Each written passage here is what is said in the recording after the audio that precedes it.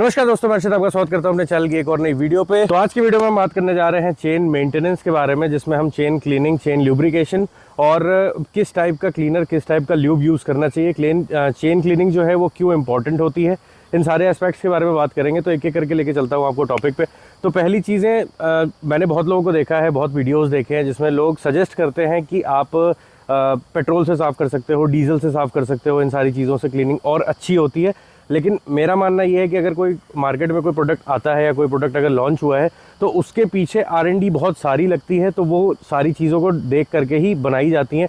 Basically जो petroleum products होते हैं, जैसे आपका पेट्रोल हो गया, डीजल हो गया, डीजल से आप फिर भी एक हद तक कर सकते हो, लेकिन जो पेट्रोल हो गया, इससे जब आप करते हो ना, तो जो आपकी रिंग्स होती हैं, ओ रिंग्स और एक्स रिंग्स होती हैं, उन पे बहुत ज़्यादा असर पड़ता है। तो विद टाइम वो डिग्रेड होती हैं, तो इसलिए उस पर बहुत ज़्यादा असर पड़ता है। आपको लगता है कि सिर्फ आपको मेटल पार्ट क्लीन करना है, लेकिन बेसिक जो हमारा एजेंडा होता है वो ये होता है कि जो हमारी मेन चेन है, जो चेन की बॉडी है, यहाँ पे चेन पार्ट्स आप देख रहे होंगे, इनमें जो आपके रोलर्स होते हैं आपको उनको मेंटेन रखना है, और जो ओरिंग्स होती हैं वो आपकी प्रॉपर ल्यूब होनी चाहिए। हमें इन मेन चीज़ों का ध्यान रखना होता है। बाकी अगर आपके रोलर पे या आपके मिडल पार्ट पे रस्टिंग आ रही है तो उस रस्ट को भी क्लीन करना है, क्योंकि चेन क्लीनिंग का मेन यूज़ इसलिए नहीं होता है कि बस आपके 500 किलोमीटर हो गए तो आपको क्लीन करना है। अगर आपका मानसून का सीज़न है तो उसमें 200-300 किलोमीटर के आसपास आपको ल्यूब कर लेना चाहिए, क्योंकि विद टाइम वाटर उस पर पड़ता रहता है, स्प्लैशेस आते रहते हैं, तो जो ल्यूब है वो चला जाता है।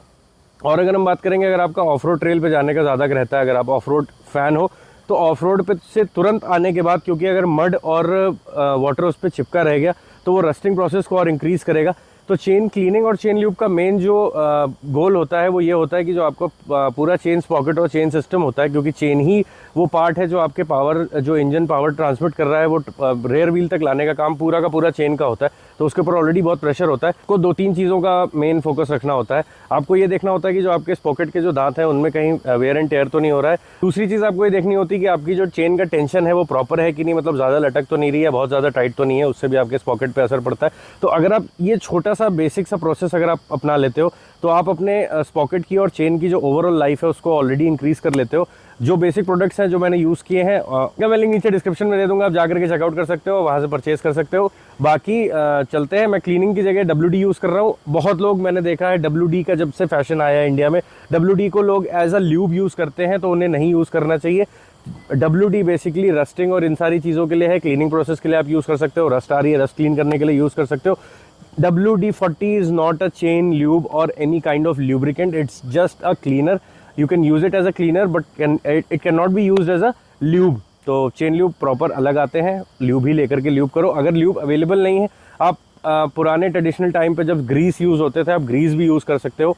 बट मतलब ये सिर्फ इमरजेंसी में, क्योंकि ग्रीस भी क्या करती है, ग्रीस आपके रोलर्स के बीच में चिपकी हुई होती है, तो जब विद टाइम उस पर डस्ट चिपकती है आकर के, और जब चेन आपकी मूव कर रही होती है तो वो फ्रिक्शन क्रिएट करके रिंग्स को डैमेज करती है, रोलर्स को डैमेज करती है। तो आपको ग्रीस भी यूज़ नहीं करनी चाहिए। मैं सजेस्ट नहीं करता हूँ ग्रीस, मतलब मुझे समझ नहीं आई, मेरा पर्सनल ओपिनियन ये है।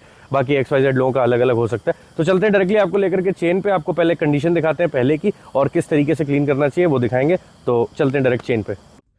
तो अभी की जो कंडीशन आप देख रहे हो चेन की, ये गाड़ी अभी लौट करके आई है अराउंड 600-700 किलोमीटर की राइड से। उसके बाद इसकी जो चेन की हालत है वो कुछ इस तरीके की है। आप देख रहे हो उसके ऊपर काफ़ी मोटा डिपॉजिट हो चुका है। जो पहले का ल्यूब हुआ था उसके ऊपर जो डस्ट चिपकी है, उसके साथ ही साथ ये पूरा ड्राई होकर के इसके ऊपर एक मोटी सी कोटिंग आ गई है डर्ट की। इसे हमें बेसिकली क्लीन करना है। और आप रोलर्स पे और साइड प्लेट पे भी देख रहे हो, कहीं पे आपको हल्के हल्के रस्टिंग के साइन दिख रहे हैं। तो यही सारी चीज़ें आपको बेसिकली क्लीन करनी होती है, जो आपकी चेन की लाइफ को बढ़ाती है। बाकी आपको स्पॉकेट के अपने टीथ भी देखने हैं, कहीं से वेयर एंड टेयर तो नहीं हो रहा है। जो रोलर्स के बीच में आपको नुकीला नुकीला निकला है, ये बेसिकली आपके स्पॉकेट के टीथ होते हैं। इतना आई गेस आपको इतना आइडिया होगा हल्का सा कि बेसिक पार्ट्स कौन कौन से कहाँ कहाँ पे हैं। और बाकी जो ये आप देख रहे हो मास्टर लॉक आपकी स्क्रीन पे, ये जो है आपको अलग अलग कलर का आपके चेन में ये मास्टर लॉक होता है। मतलब बेसिकली चेन को जब लॉक किया जाता है तो इसी चेन से, मतलब सिंगल चेन आती है, उसको राउंड करके यहीं पे लॉक किया जाता है एक लिंक बनाने के लिए बेसिकली।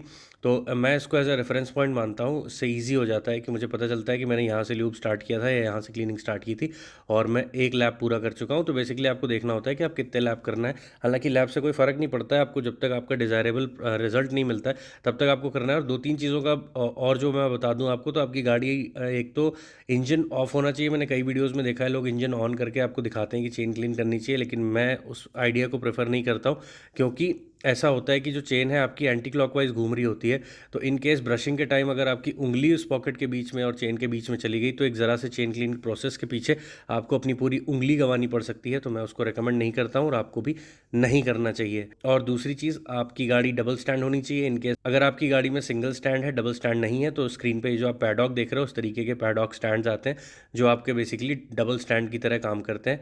और अगर इन केस आपके पास नहीं है तो मैं नीचे डिस्क्रिप्शन में मैंने लिंक छोड़ दिया, वहाँ से भी जाकर के परचेज कर सकते हो।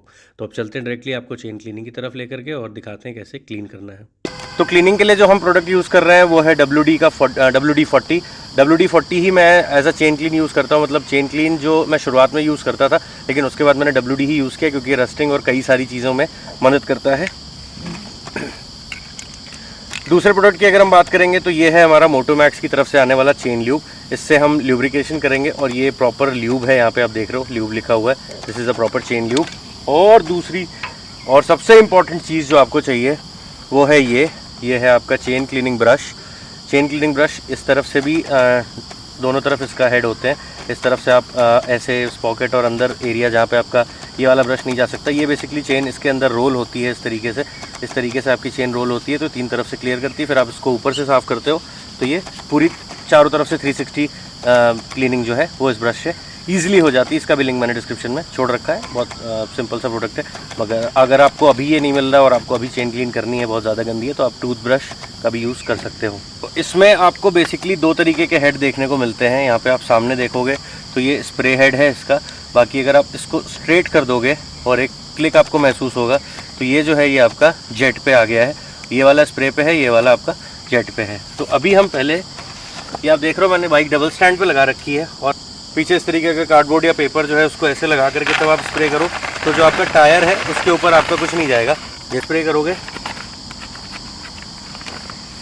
इस तरीके से तो ये जो है ये आपका सिर्फ जो है वो कार्डबोर्ड पे आएगा, आपका टायर पे कुछ भी नहीं जाएगा। तो आपका जो व्हील है वो क्लीन रहेगा, आपकी चेन जो है वो पूरी तरीके से भीग जाएगी। बाकी अभी मैं दिखाता हूँ आपको। ये जो आप देख रहे हो नीचे से ड्रिप करना स्टार्ट हो चुका है।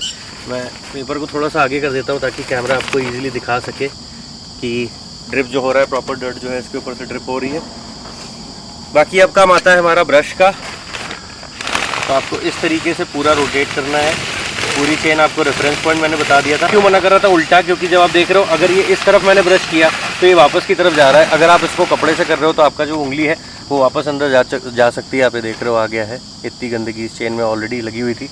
तो स्टार्ट करते हैं वापस से। आपको इस तरीके से बहुत ही ध्यान से, बहुत ही हल्के हाथों से इसको दबाना है, मतलब ज़्यादा प्रेशर नहीं लगाना है। इस तरीके से आप रोटेट कर लोगे तो ये आपने अभी तीन तरफ से चेन जो है उसको क्लीन कर लिया है। ये आपकी उस तरफ से, नीचे से और इस तरफ से क्लीन हो चुकी है। बाकी जो ऊपर वाला हिस्सा है वो अभी रह गया है। तो ऊपर वाले हिस्से को क्लीन करने के लिए हम इस पर इस तरीके से लगाएंगे और उसके बाद दोबारा से वही प्रोसेस रिपीट करेंगे। तो अभी आप देख रहे हो चेन की कंडीशन, चेन पहले से ज़्यादा क्लीन लग रही है अभी।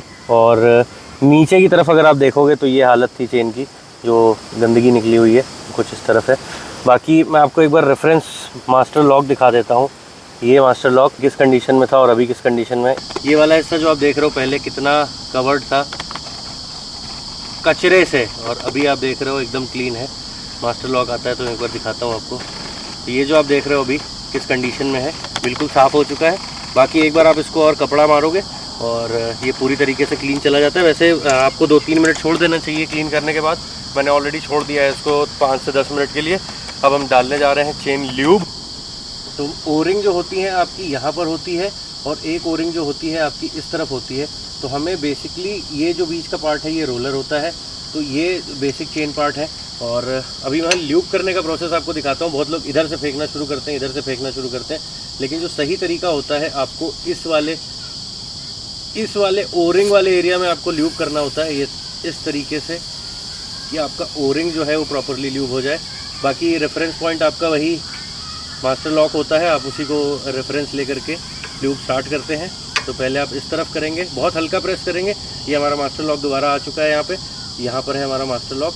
और अब हम इस तरफ वाले ओरिंग को दोबारा से ल्यूब करना शुरू करेंगे। आपको ज़्यादा नहीं यूज़ करना है क्योंकि वो कोई मतलब नहीं है, वो बह जाएगा आपका, उड़ जाएगा वापस से। तो वेस्टेज करने से अच्छा है कि आप प्रॉपर धीरे धीरे स्प्रे करो आपकी जो पूरी चेन है वो प्रॉपर तरीके से ल्यूब हो जाएगी। और ये देख रहे हो आप, बीच में रोलर्स पे भी जा रहा था और आपका ओरिंग को भी कवर कर रहा था। और ये हम दोबारा से आ गए मास्टर लॉक पे। तो ये है पूरा प्रोसेस। अगर आप चाहते हो एक बार तो यहाँ पे नीचे वाला जो एरिया है मैं एक बार दिखा देता हूँ। इस तरफ सा है, यहाँ पर आप यहाँ से भी एक बार रोल करके ऐसे हल्का हल्का ल्यूब कर सकते हो। बहुत प्रेशर से अगर आप प्रेस करोगे तो बहुत ज़्यादा ल्यूब निकलेगा, उसमें वेस्टेज बहुत होती है। दोबारा हमारा मास्टर लॉक जा रहा है। अब हम इसी को रेफरेंस मान करके दोबारा से मास्टर लॉक लेकर के आते हैं वापस।